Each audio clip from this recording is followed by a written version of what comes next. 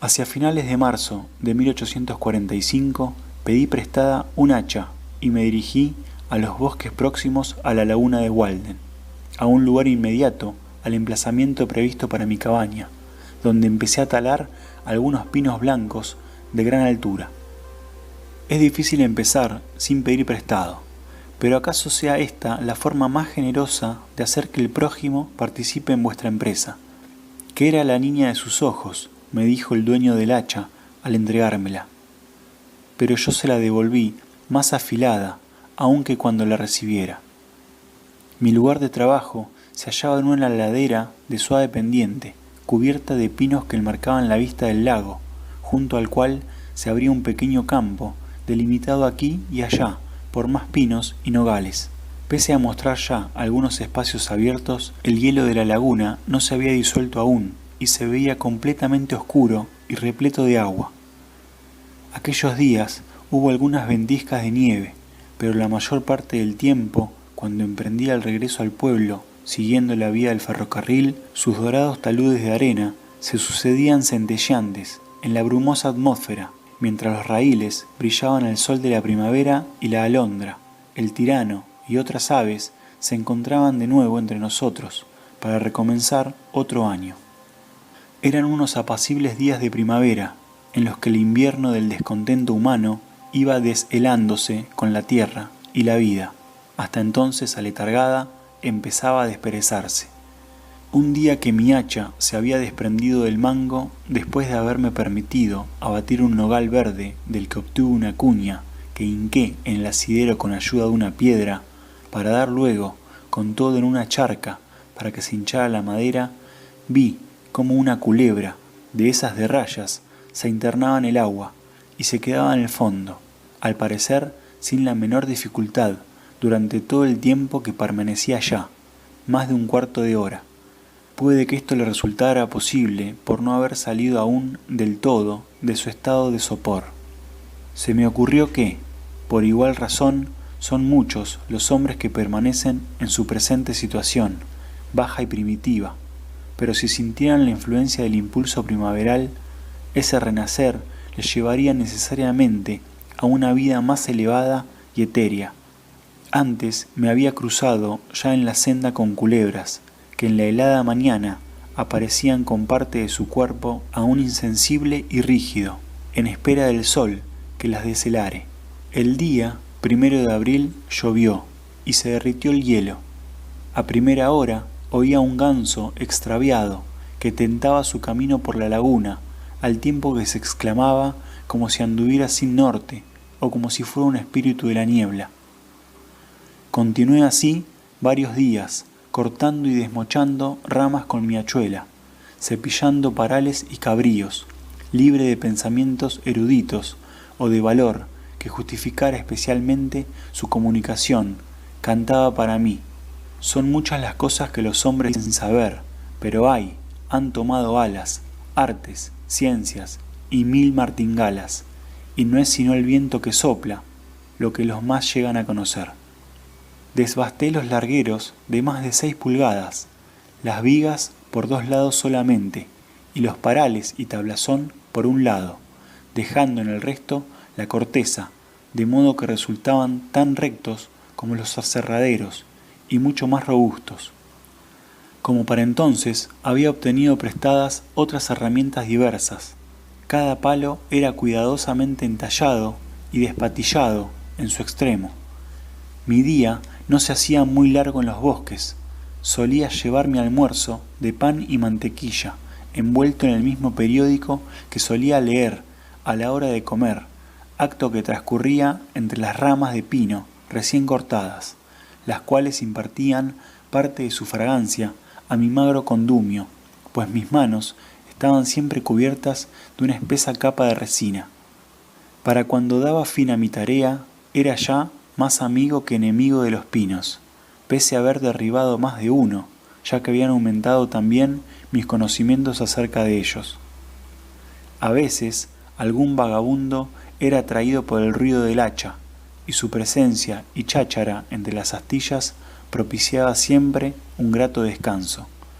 Como quiera que no apresuré el trabajo, sino que de él traté de obtener la mayor satisfacción. Mi casa quedó ensamblada y lista para cubrir hacia mediados de abril.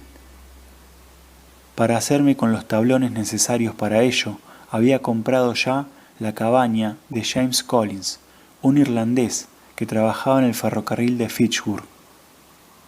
Por cierto, que esta cabaña se consideraba de calidad fuera de lo común.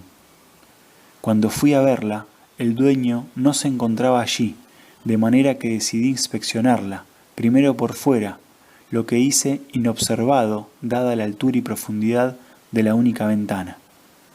Se trataba de una construcción de escasas dimensiones, de techado puntiagudo y sin más caracteres de importancia apreciables a primera vista, pues los cascajos y el lodo, como si se tratara de un montón de estiércol, alcanzaban en derredor una altura de casi 1,5 metros. El techo era lo más sólido, pese a revelárseme algo alabeado y quizá quebradizo por la acción del sol. No había marco en la puerta, pero se había previsto un paso constante para las gallinas.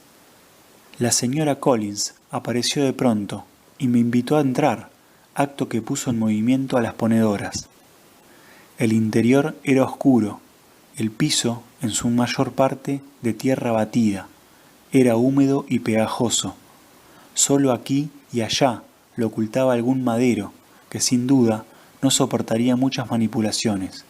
La mujer encendió una lámpara para enseñarme el interior de la techumbre y paredes, así como que la madera del zaguán se prolongaba hasta debajo del lecho, al tiempo que me advertía que no entrara en el sótano, agujero excavado en la tierra más bien, de algo más de 0,5 metro de profundidad. Según sus propias palabras, había buena madera arriba, buenas maderas en torno y una buena ventana, de 2 vidrios originalmente, de la que últimamente solo había hecho uso el gato para sus salidas. Había una estufa, una cama, un lugar para sentarse, un niño nacido allí, una sombrilla de seda, un espejo dorado y un molinillo de café, visiblemente nuevo, clavado en un tocón de roble joven. Eso era todo. James, entretanto, había vuelto y enseguida cerramos el trato. Yo tenía que pagar $4.25 aquella misma noche. Él abandonaría la choza hacia las 5 de la mañana, sin vender, entretanto, nada a nadie, y yo tomaría posesión de ella 1 hora después, es decir, a las 6.